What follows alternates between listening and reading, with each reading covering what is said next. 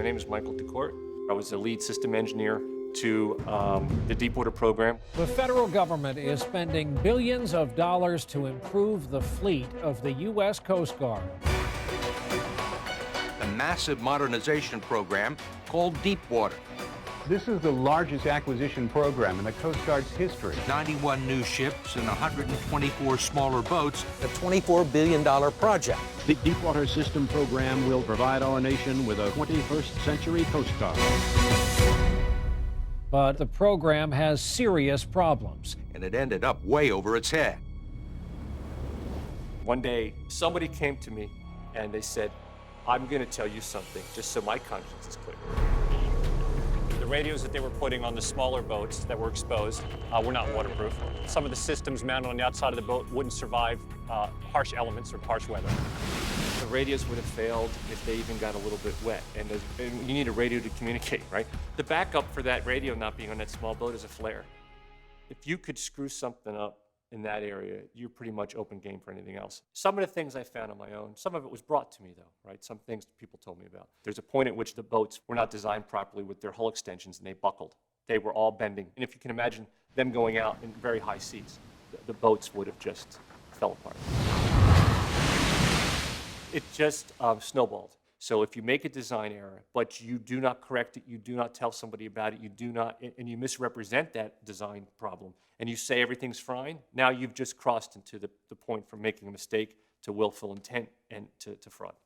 I didn't want a loss of life, right? So that was my thing. I didn't want a loss of life.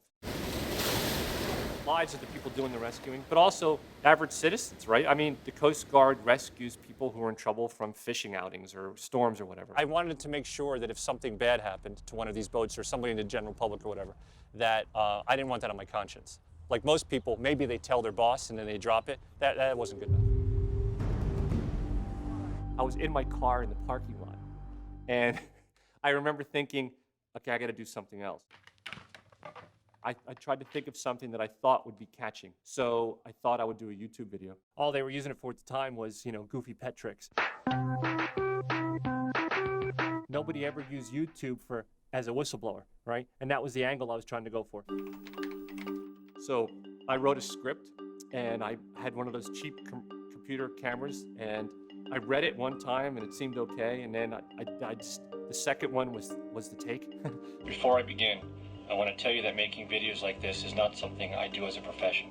So I broke all the rules of a professional, but my thought was that's not the point, because to some degree I was running out of ideas at the time. The purpose of this video is to ask for your assistance in helping me resolve several serious safety and security issues. But then after that, I had a listing of dozens and dozens of reporters in both print and media, and I told them that I posted the video. I was a reporter covering Homeland Security, and while doing research on the Deepwater project, Michael DeKort told me really explosive information. I took his tips, and then I used that to report. I talked to the companies involved, and I was able to basically confirm individual allegations he was making. That's incredible to see that the federal government made such a terrible mistake. Then I thought, well, here we go, because it's all momentum. You can find the most unusual videos on YouTube.com. But one of them has raised questions about a potential Homeland Security problem.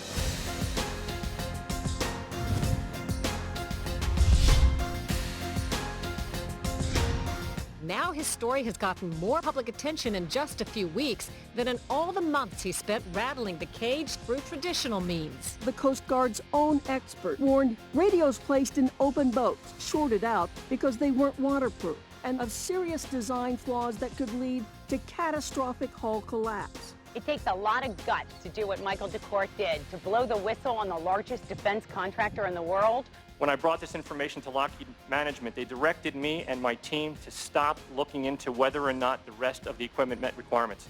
You have provided enormous service to the public, to the committee, and I think in the long run, to the Coast Guard. I remember sitting at lunch with people and saying, this could get on 60 Minutes. The $24 billion project has turned into a fiasco that has set new standards for incompetence and triggered a Justice Department investigation. Michael DeKort was Lockheed Martin's lead engineer for electronics on the patrol boats. We actually ordered radios for the very small boats that go on the 123s that were not waterproof. That is hard to believe. Yes, sir. Now knock on the door. They've come for me. Agents raiding his home. I knew that I was being watched, and I knew that I was being investigated. They actually brought down the presidential home because they thought I might be on board. And there's no precedent. It never happened before. I remember telling my immediate supervisor, what are we doing? And here he is telling me, don't worry about it, and don't ask any more questions.